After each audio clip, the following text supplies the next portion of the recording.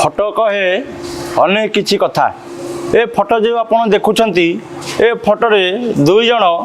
जड़े पूर्वतन विधायक अच्छा पूर्वतन मंत्री अच्छा और आउ जड़े वर्तमान विधायक अच्छा क्या कथा आम कहूँ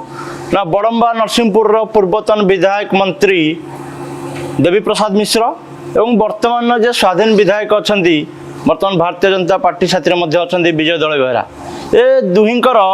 केते बेले हेले भी पड़ेनी जहाँ बड़म्बा नरसिंहपुर कटक जहाँ आलोचना हुए आज जगार दर्शन पाई जगार दौड़ी भिड़ापी दुई जन एकाठी होती एवं राज्य राजनीति रे बड़म्बा राजनीति रे मध्य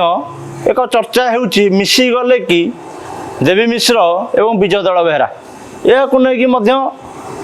राजनीति रे मध्य आलोचना हेबा स्वाभाविक दिन जे दुहे दुहींकर प्रतिद्वंदी थिले राजनीति रे आज से माने मिसिकी जगार कालियार दौड़ी टाणिया पई एकाठी होइछंती। जो देखिबा देवी मिश्र विगत दिन रे विजय दल बेहरा को हराई निजे मध्य जीति आज मध्य जो देखिबा विजय दल बेहरा देवी मिश्र को हराई निजे स्वाधीन भाव में विधायक होइछंती एवं देवी मिश्रंकर एवं विजय दल बेहरांकर छक्का पंझार लड़ाई भितर कोउठ ना कोउठी बीजेपी रे जे प्रार्थी होइतिले से मध्य बलि पड़ जाइछंती बोली कोउठ ना कोउठी आशा मध्य करा जाइथिला किंतु आज राजनीतिर ये चित्र जो देखा जाउछे फोटोटी